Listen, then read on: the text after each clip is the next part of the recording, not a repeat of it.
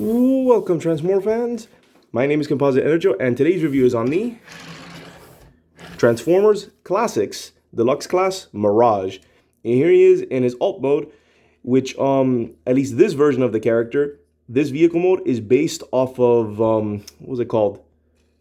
It's called a concept closed canopy F1 Formula Racer. That's what this is. More because usually F1 cars have, I believe they have the actual seat open. It's not really closed. I don't know why. I'm not really a big F1 racer fan, so I don't know too much about it. So yeah, that's what this is, and it looks really good. Nice bits of details all over. It rolls, as you saw, rolls very well. Got nice 4 big wheels. This piece can move up, though that might be for transformations. I don't know why I'm showing it off. And one thing I do like, that I really like, he has little sort of Easter eggs in his decals and his little paints and whatnot. Very nice references. This says, I think, Lithuanian drivetrain. And from what I could gather, Lithuanian is a planet in the Transformers universe. But this is the one that I recognized immediately was Woodwiki Sparkplugs. Since Sparkplug Woodwiki is the name of one of the humans in the original G1 show. This is also a reference to something, and this is also a reference to something, though I don't remember what exactly. So yeah, this thing is really, really cool. I really, really like this version of Mirage. Like, I'm really impressed with it. Very, very excellent vehicle mode. Oh, and also, if you notice this, he has a rub sign. Since Classic figures have this, if you rub it, you can see what allegiance they are. And he's obviously an Autobot, if you know who Mirage is. So you just rub it, and boom, Autobot. Never really a big fan of these. I just prefer a nice painted or molded in faction logo more than these rub signs. I never really understood the point of this. So yeah, Mirage. Time for transformation. I don't know why I did that. First things first, you come in here and you pop off the nose cone. I mean, that's for a jet, not for a car. But you take off this piece. This forms his weapon in his robot mode, so we put that off to the side. And now for transformation. Well, further transformation. First thing, you lift this up. And you, I believe, have to lift up this assembly a bit. You have to lift up to fold out. So you can separate this, and fold out. And you adjust the feet here, and boom, there we have his leg. We'll keep adjusting them a little further. Here we have his legs. For his arms, you come in here. You have to slide this from here, or unclip it. Then fold out, fold out, fold out some more, fold out some more. And then you fold this piece down. Hold on. Fold. I said fold. There we go. Fold this piece down. Like so. Rotate his waist. And then you bring down this entire assembly, which also does a head reveal. And then this just... And when you angle it properly, this will line up here and it'll stay there. It's more by friction. It doesn't really clip, but it's just... It'll sit there. It's not really loose or anything. Okay, let me adjust them, then straighten out his arms, and then you just flip out his fists. So the transformation is a bit finicky at first. It's more of a learning curve for like how to line everything up. But it is fairly straightforward.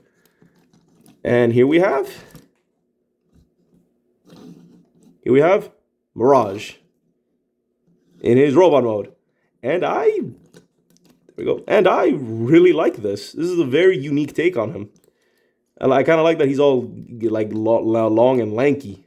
Very, very interesting design. And I really like it. And you're going to find out why just in a moment. Here's a head sculpt view. And very nice. This is very much Mirage. Can't really confuse this with anybody else. Oops. There we go. Very much Mirage. He has nice painted eyes. I think they're painted. Yeah, I think they are painted blue, but it's really hard to tell. Oh no, I think he's supposed to... Does he have light piping? Oh, dang. I did not notice this. So, yeah, he has light piping. Surprise. I thought they were painted. So, there you go. He has light piping. So, good to know. So, yeah. So, well, not enough about that. Let's get on to articulation. Head, and this is where the figure really shines.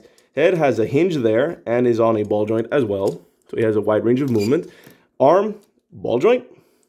Swivel, double bend at the elbow, and a little bit of wrist action.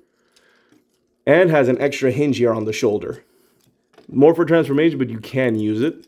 Waist, swivel. Legs can go out that far. These flaps can also move up for extra clearance. So it can go forward, back. It's up on a ball joint, funny enough.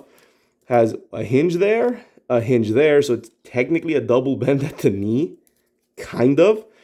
And then its toe has a hinge here and is on a ball joint, so you have extra articulation there. The only thing I don't like is that this piece doesn't clip into place. You just sort of angle it there and wedge it in. That's it. So, other than that, yeah. Mirage here is very, very, very posable. And honestly, I'm really blown away by a figure this old, having this much, being able to pull off such complicated poses. Like, it's very interesting how he's able to do this. Like, not just for the time, even for like more I guess modern figures, he has quite a bit of articulation. So yeah, he's very impressive, and I think that's the highlight of this figure is how articulated he is, like his range of movements and whatnot. And then we have his weapon, which you just plug into any hand. For some reason on mine, oh no. Plus he also has enough range of movement so he can hold it with both hands, so like so. But I'm gonna have him like this. I'm gonna have him like this to show him off some more. So yeah, if you couldn't tell, I actually do really like this figure. This honestly might be my favorite interpretation of Mirage. I really like it. So like on top of having a very unique design, come on, focus. Well, on top of having a very unique design, he also has a buttload of articulation, which is very, very nice and always appreciated. So yeah, I really like this figure and really recommend it. Like, I'm really, really impressed with it. Compared with like other classics figures that I've gotten, this I'm just blown away by how much articulation this has. So, on to size comparisons. Here we have Ratchet and Cliff Jumper. There you go. You see he's also a pretty decent size. He's skinny, but he at least has a little bit of height to him. So, yeah, if you couldn't tell, I love this figure. Like, I'm not really a huge fan of Mirage. I have no real connection with the character. But really, really happy I have this figure. This is a very, very excellent figure. So yeah, I have nothing else. It's all positive. So what was I gonna say? Oh, I think this figure got repainted a few times, and especially went into like a holographic version. And yeah, he's very, very impressive. You almost say I'm speechless here. I really don't know what else to say. He's a very solid and really, really good figure, especially especially compared to the other figures of his line, and even later. It's very impressive. So yeah, this has been my review of the Transformers Classics Deluxe Class Mirage. And before signing off, here is my special person's Instagram. Please check her out.